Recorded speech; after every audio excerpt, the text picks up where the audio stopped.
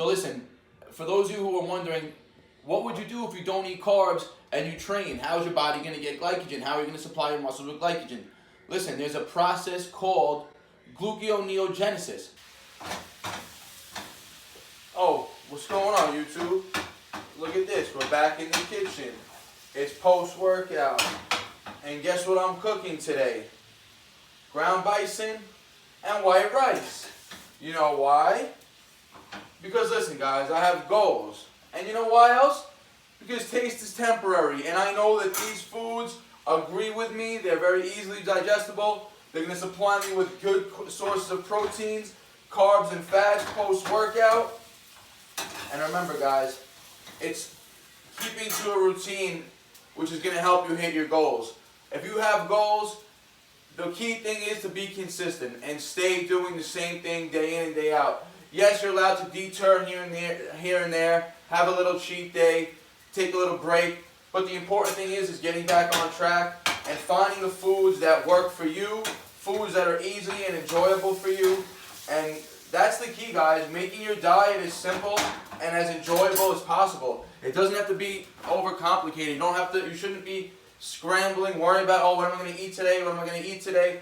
What am I going to have for my next meal? Listen, guys, I literally go out to the supermarket once or twice a week and I'm buying the same stuff. Week in, and day out. Why? Because these are the foods that agree with me. These are the foods that my body absorbs and digests well. These are the foods that I know are going to help me hit my goals. And you guys know right now, currently, you guys saw if you watched the last video or the previous videos that I've been showing you guys, I'm bulking right now. I'm trying to put on a quality 10 pounds over the winter. Started this bulk around 159, 160 you could say, and my goal is to get to 170, 170 lean. I've gotten close before 168, 169 last winter, but I always didn't have a little bit of body fat on me. I want to do it to the point where I barely have to cut back down at the end of the bulk. I want to get to 170 quality muscle. So my training has been very consistent. I'm lifting heavy in the gym. I'm mixing weights and calisthenics, as you guys know. And again, guys, it's consistent. It's consistency. It's doing the same things day in and day out, week in and week out, and getting better at the same movements, eating the same foods. And if one day you don't want to eat that many calories, just eat less of the food. Listen, what I'm making right now, I have 16 ounces pre-cooked weight, because it's 1 pound of bison that I bought. This is pre-cooked, right? This is going to last me 2 meals right now. I'm going to have this for lunch, post-workout meal, and I'm also going to eat the remainder for dinner. Why? Do I want it? Am I craving bison and white rice? To be honest, no. But why am I going to eat it? Because 1, it's convenient. 2, I made it. It's fresh. And 3, I know it's going to provide me with the nutrients that my body wants. It's going to give me the high protein. It's going to give me the easily digestible carbs from the white rice. It's going to give me the healthy fats from the bison. Now, guys, let's go back and let's talk about the macronutrient breakdown. Remember, guys, there's only 3 macronutrients on this planet. 3 things that supply your body with energy. 3 things that are in any type of food source that you guys are going to eat. And if you're wondering what this is right now, this is burdock root tea mixed with a little bit of cordyceps and lion's mane powder. I drink this every day. I never told you guys about that. So we almost finished up with this bison. So now we're going to talk about the macronutrient debate. The macronutrient breakdown, we're going to call it. Remember, guys, there's only 3 macronutrients: proteins, carbs, and fats. So if you find anything that you're eating, any food source on this planet, an orange, this ground bison, this grapefruit, these bananas, anything that has calories in it, this olive oil, it's only going to be comprised of all 3, 1 of the 3, 2 of the 3, or like I said, all 3 of the macronutrients. There's only 3 things that provide your body with energy. And again, that's protein, carbs, and fats. Let me get my rice over here. We're going to start weighing this out too. So, remember, guys, this is the macronutrient breakdown. Why am I calling it that? Because there's a little misconception as to what's actually required for our body to sustain life and to sustain energy. Remember, proteins, what do they break down to? Amino acids. We have essential amino acids and we have non-essential amino acids. What do fats break down to? Triglycerides, essential fatty acids, and non-essential fatty acids. Right? What do carbohydrates break down to? Glucose, glycogen if you're getting stored in the muscles, right? But I don't hear the word essential in carbohydrate, right?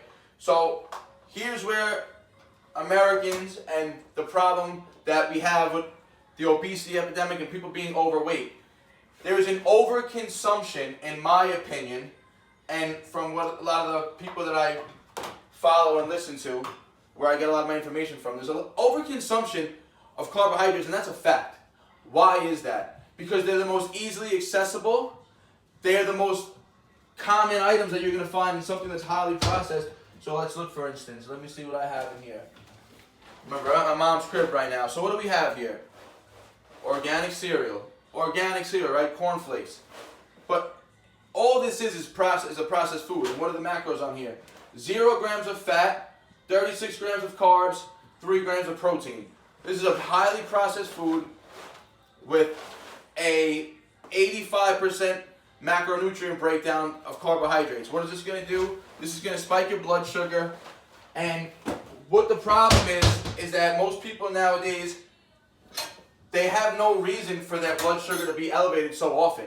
It's causing too many metabolic problems. And what the cause of that is an excess intake of carbohydrates. Now remember, there's an essential protein, there's an essential fatty acid, but there's no such thing as an essential carbohydrate. So in theory, your body can survive. Without carbohydrates. Look at people that follow carnivore diets. Look at people that follow keto diets. High protein, high fat, low carb diets. Carnivores, high protein, high fat diets, right? Do I recommend limiting yourself to only 2 macronutrients? 99% of the time, no. I do think that there's a time and a place for people to eat carbohydrates. I think that there's very healthy carbohydrates that people can be taking in. The problem is the type of carbohydrates that most people in today's society take in.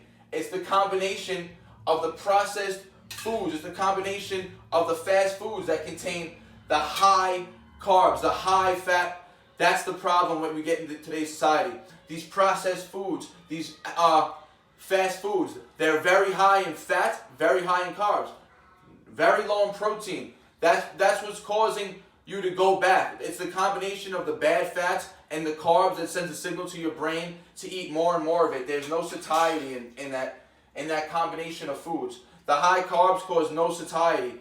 The fat raises triglyceride levels in your blood. The carbs elevate blood sugar, and then you get hungry again in literally less than an hour. That's the problem with today's society. They're eating the wrong combinations of food. So again, there's a time and a place for all 3 macronutrients: proteins, carbs, and fats. So what I did here, guys, I weighed out 200 grams of white rice, 8.5 ounces of ground bison. It was only 8.5 by mistake. I really only wanted 8 ounces, but it is what it is. The remainder is going to be for my dinner later. Like I said, it's going to last me 2 meals. So don't forget. Don't get it confused when you hear that when I say that carbohydrates are non-essential. I'm going to move the camera while I eat.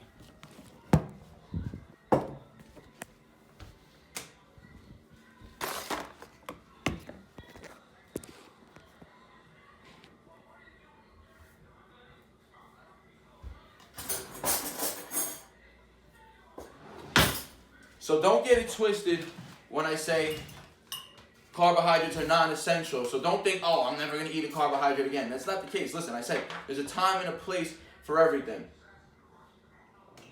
Now let's take it a step back and talk about, remember, proteins break down to amino acids, and you have essential amino acids and non-essential amino acids. Essential meaning your body cannot synthesize them. They have to be intaken from food sources, right?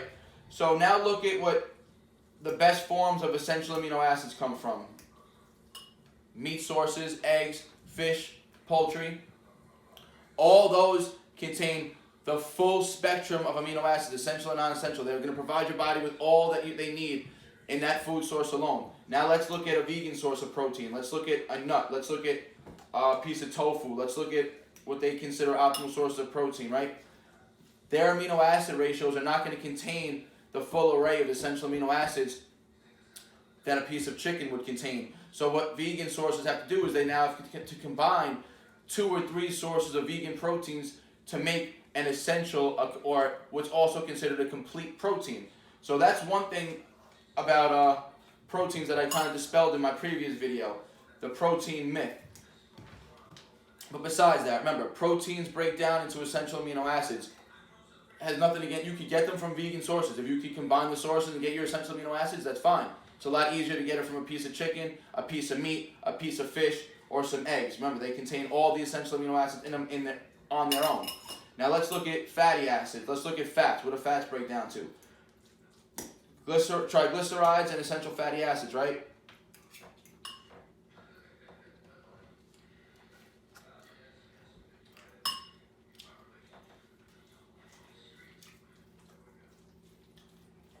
So what are the essential fatty acids?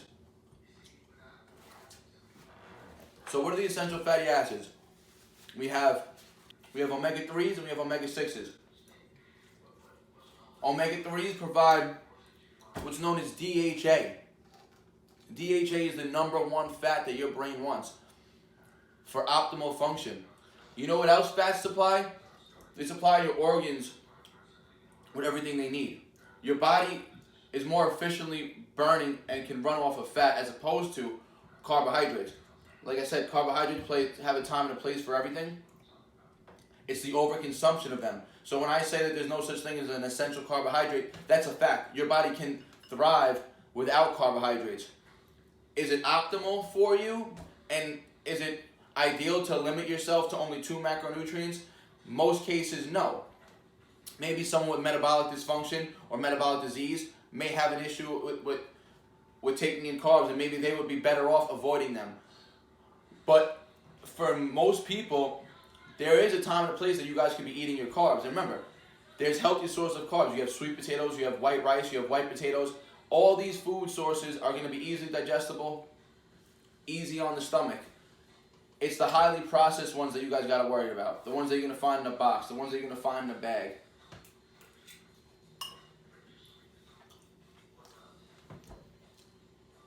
And the same thing goes for fats.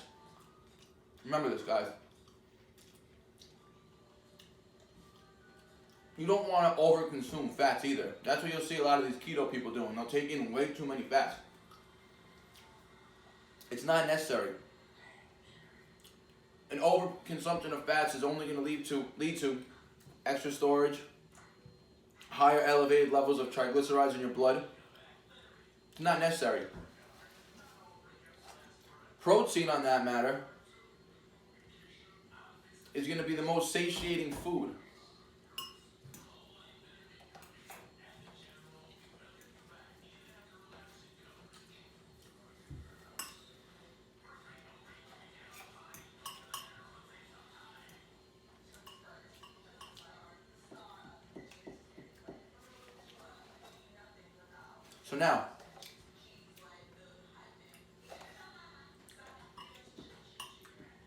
So now, the #1 macronutrient, myself as a coach that makes diet plans for clients and coaches people, the #1 macronutrient that I see that they're deficient in,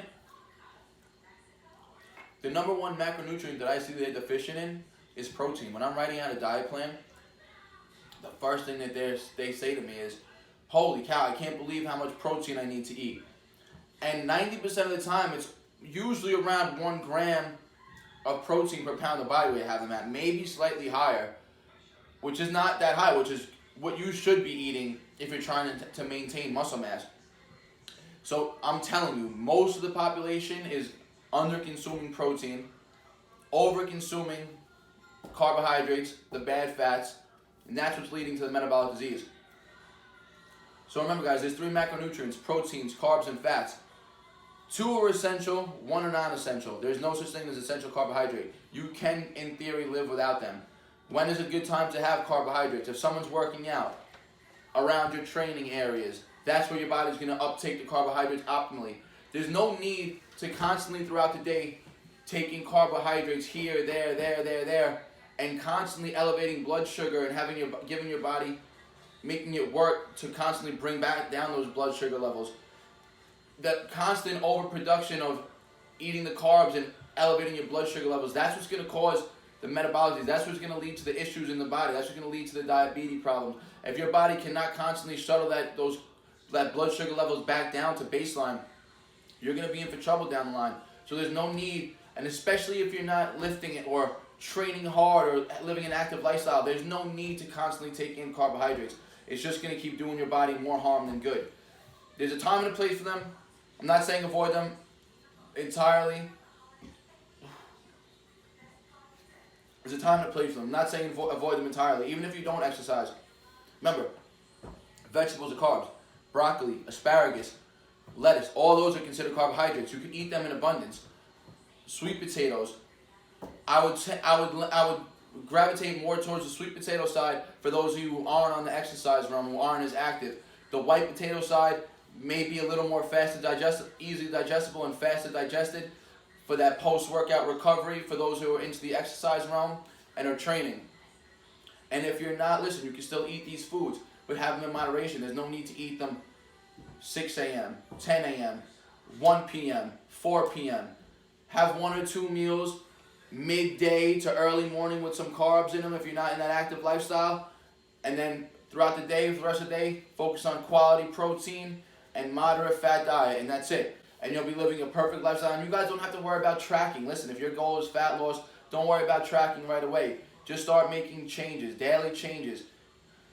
Switch up the habits and the food choices. Swap a candy bar out for a piece of fruit. It's the little things that are going to make the difference. Trust me, guys. Swap that box of cereal out for a protein shake. I'm telling you guys, all these choices are going to help you and make you lead to better and better decisions down the road.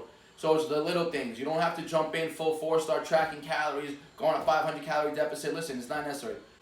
Little changes, week by week, and they'll add up over time.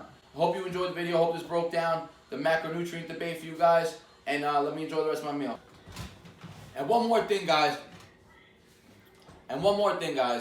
So listen, for those of you who are wondering, what would you do if you don't eat carbs and you train? How is your body going to get glycogen? How are you going to supply your muscles with glycogen?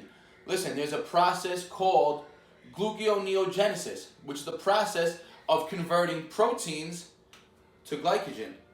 So your body is already well equipped, it's already efficient enough at transferring the protein that you're intaking to supply your body with the glycogen it needs to restore muscle use. So your body already knows how to do this, but you know what your body cannot do? It cannot turn carbohydrates into proteins. It cannot do the reverse. So that just proves that if you're not going to take in these carbohydrates, remember, there's no such thing as essential carbohydrate, your body will be just as fine. It will run efficiently as it can be. It will convert the protein that it intakes through gluconeogenesis into glycogen for your muscles. So you don't have to worry about that. And I hope that gives a little bit of insight of how you would survive on a low carb diet. And I'm going to give you one more tip. So check this out. If you guys ever heard of the show called Alone, it's on Netflix right now. It's not a Netflix show, but Netflix is airing it. I'm pretty sure it's a cable show. But what this show is, it sets individual people out in the wilderness, one stranded in point A, one stranded in point B, all in different locations. And it's last man standing. They got to hunt, they got to survive off the land. They got to find sources of food to sustain them to be the last man standing. Now, in the past season that was just on Netflix, the actual winner lasted, I think, close to 80 days. He survived 80 days in the wilderness. So what that does is, and what that proved during this show is, he could not survive without his fat sources or his protein sources. He could have picked all the berries, all the tubers off the floor that he could have found. But if he started to get deficient in his fats from the animal kills, he would start to become weak, and they would threaten to take him off because his body would start becoming deficient in these nutrients that it needs, these essential nutrients. So check that show out, guys. It'll give you a little insight of how important proteins and fats really are for the diet as opposed to carbohydrates. So again, hope this gave you a little insight. Now, peace out. Barn Naturals.